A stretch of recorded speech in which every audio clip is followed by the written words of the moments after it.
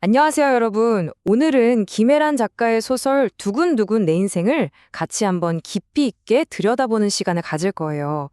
이 작품이 왜 많은 사람들에게 오랫동안 사랑받고 또 큰 울림을 주는지 그 이유를 함께 찾아가 봅시다. 자, 이 소설은 우리한테 아주 흥미로운 질문 하나를 툭 던지면서 시작해요. 만약에 아들이 부모보다 먼저 늙어버린다면 정말 생각만 해도 좀 가슴이 아려오는 상황이죠. 작가는 바로 이 기막힌 설정을 통해서 우리에게 어떤 이야기를 들려주고 싶었던 걸까요? 이 깊이 있는 이야기를 제대로 이해하기 위해서 오늘 우리는 이렇게 5가지 주제를 중심으로 작품을 살펴볼 겁니다. 먼저 주인공 아르미의 이야기부터 시작해서 그의 젊은 부모님, 그리고 아르미의 삶을 뒤흔들었던 첫사랑과 상처를 지나서 마지막으로 이 짧은 삶이 우리에게 남긴 의미는 무엇인지 차근차근 따라가 보겠습니다. 네, 좋습니다. 그럼 첫 번째 주제, 세상에서 가장 늙은 아들을 만나러 가볼까요? 이 이야기의 주인공, 아르미의 눈으로 세상을 한번 들여다보죠. 주인공 아르미는 나이는 17살 소년인데 몸은 80살 할아버지의 시간을 살고 있어요. 바로 조로증이라는 병 때문인데요. 남들보다 훨씬 빠르게 몸이 늙어가는 희귀병이죠. 이 독특한 설정이 바로 이 소설이 가진 모든 슬픔과 아름다움이 시작되는 지점이라고 할 수 있겠습니다.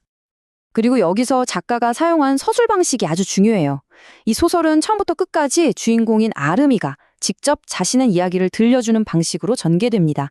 이걸 우리가 1인칭 주인공 시점이라고 부르죠.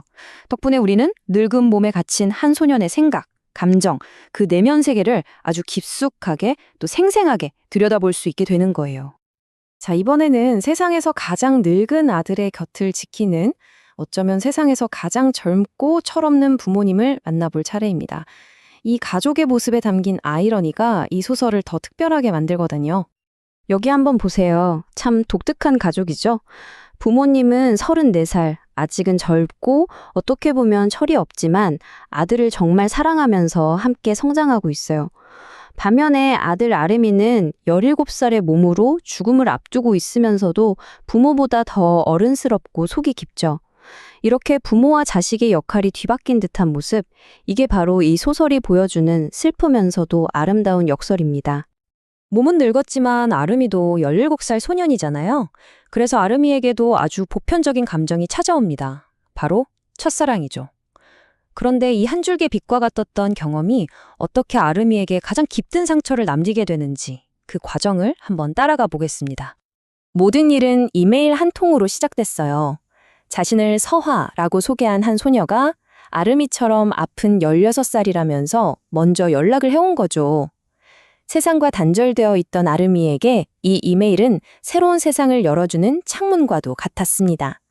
하지만 아르미가 마주한 현실은 너무나도 잔인했어요. 이 희망은 결국 산산조각 나고 맙니다. 네, 맞아요. 서하라는 소녀는 처음부터 존재하지 않았습니다. 그 이메일은 사실 자신의 글 소재를 얻기 위해 의도적으로 접근한 한 어른의 거짓말이었던 거죠.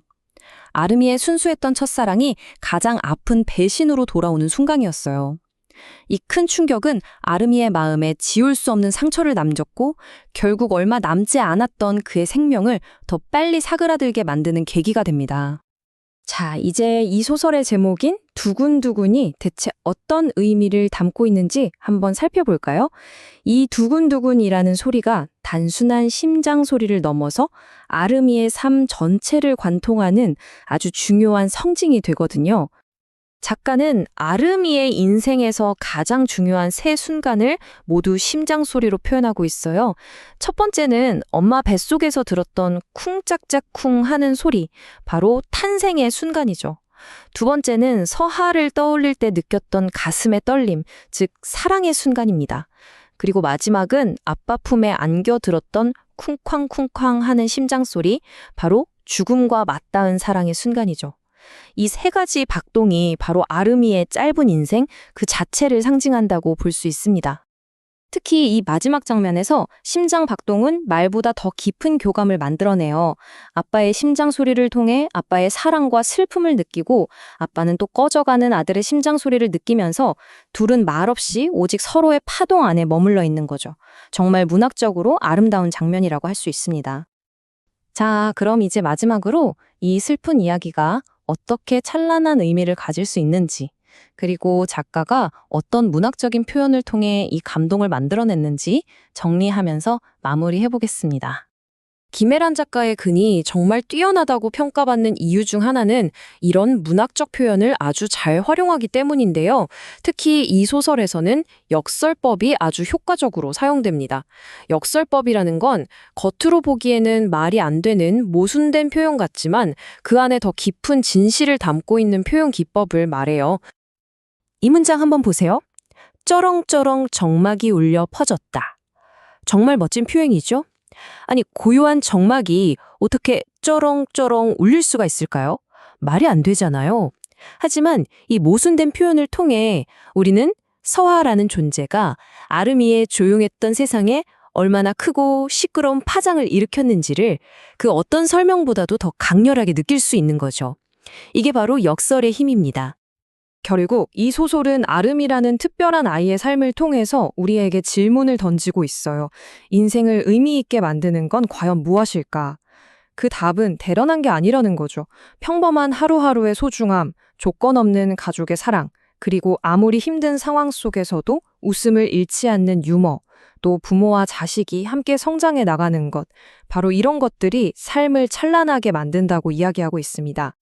자, 오늘 이 작품에 대한 이야기를 마무리하면서 소설이 우리에게 남긴 이 질문을 여러분 스스로에게도 한번 던져보면 좋겠습니다. 여러분의 인생에서 여러분의 심장을 두근두근하게 만드는 순간은 언제인가요? 한 번쯤 생각해보는 계기가 되었으면 합니다.